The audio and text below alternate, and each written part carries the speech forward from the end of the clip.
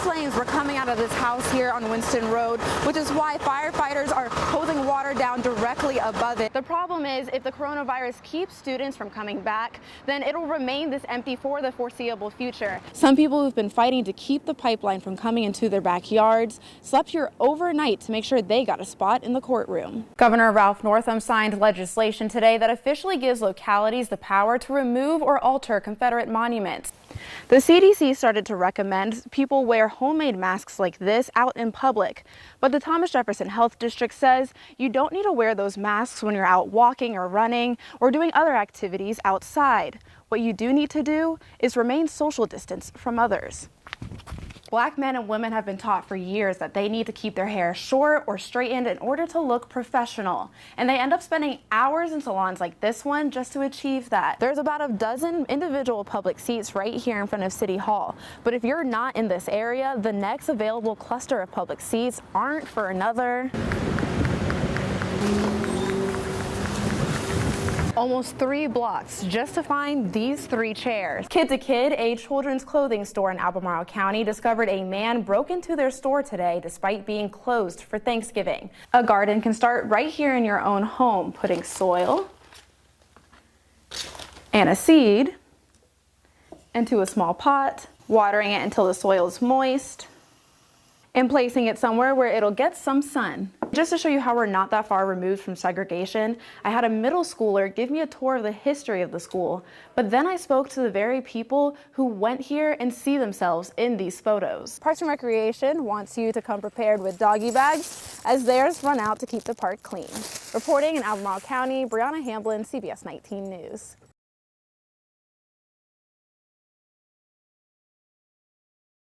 Charlottesville City Market To Go started this morning in Penn Park. Hundreds of people lined up in their cars to pick up products from local farmers. I was there earlier to check it out.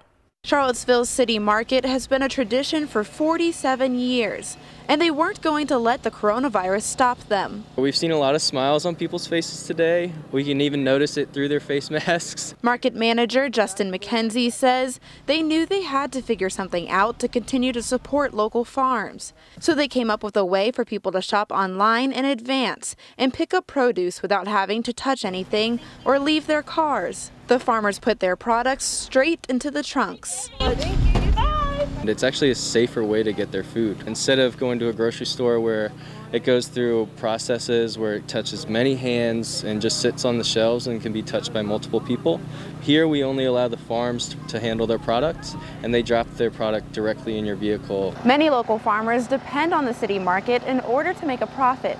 So finding a way to adapt during this pandemic was vital.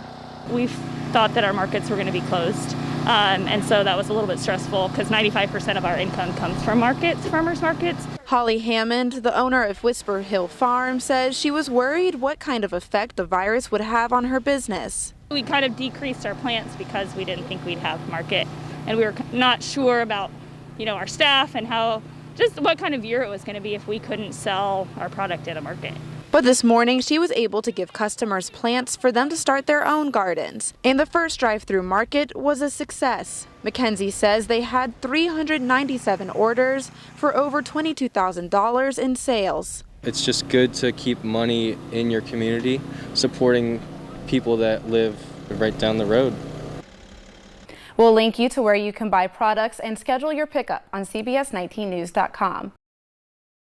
People can bring their dogs to dog parks like Dart and Tao as long as only 10 people are within the fence and everyone maintains social distancing. Yeah. You might say mixed behaviors. Certain dogs need more outdoor time than others, and mine needs a lot of outdoor time. Bill Yanofkian, the owner of Axel the German Shepherd, says Parks and Recreation keeping dog parks open helps him maintain his duties as a dog owner even during the coronavirus outbreak. I know a lot of people are going through drastic lifestyle changes right now, but when you become a dog parent, you accept certain responsibilities, and one of them is getting your dog exercise and just getting him engaged. But if you're taking your dog to the park, there are some extra responsibilities on you now that Parks and Recreation have closed all facilities. Water from the well has shut off, so bring your own water for you and your pet, and take out your own trash. Inofkian says he thinks dog owners are being mindful of the changes COVID-19 has brought.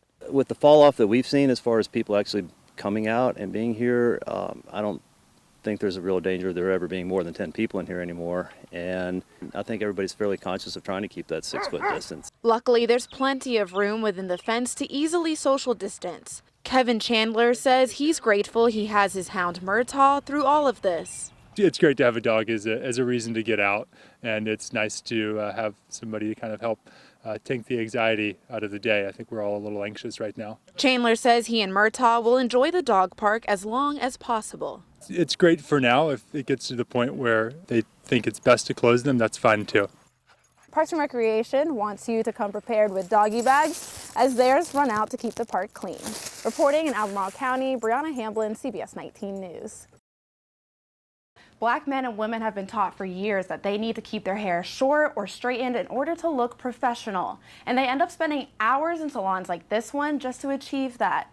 But now this bill will ensure that people get the same opportunities no matter the texture of their hair or how they want to style it. Hair is something Black women are often forced to think about every day. Not just whether or not it looks good, but whether or not it will be accepted. Leandra McDonald had to think about that at her first job out of high school at a law firm. And I remember being very cognizant as a child, and my mom being very aware too of making sure my hair looked neat, whatever that meant, right? But making sure it looked neat so that I looked professional. Later on, learning that I was associating neat and professional with straight. McDonald says she spent hours getting chemicals put into her hair at salons to make it straighter, until in college she decided she had enough and went natural. She later locked her hair, a traditional style with people with African roots. She gets them done here at Natural Hair Design. But McDonald says it was hard to shake what's been ingrained in her. I would still go to job interviews and feel self-conscious and still feel like I hope my hair wasn't the reason I didn't get that job. As a teacher at Monticello High School now and an entrepreneur, she says she doesn't worry about that anymore.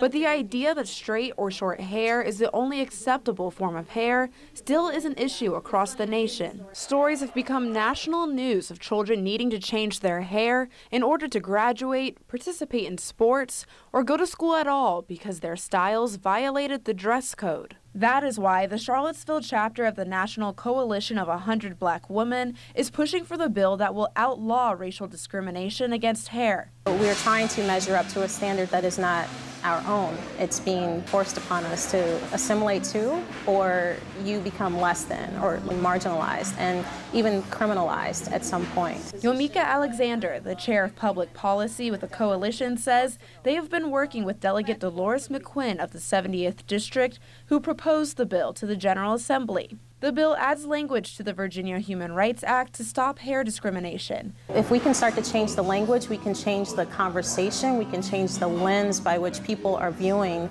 differences, in people of color and anyone else for that matter. The bill says hair discrimination includes traits historically associated with race, including hair texture, hair type, and protective hairstyles such as braids, locks, and twists.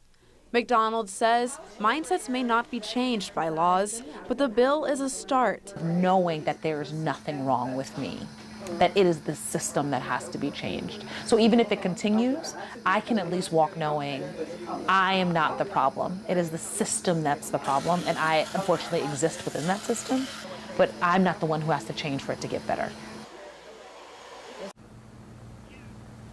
The House is still working out the final kinks in the bill before sending it over to Governor Ralph Northam's office. Reporting live in Charlottesville, Brianna Hamblin, CBS 19 News.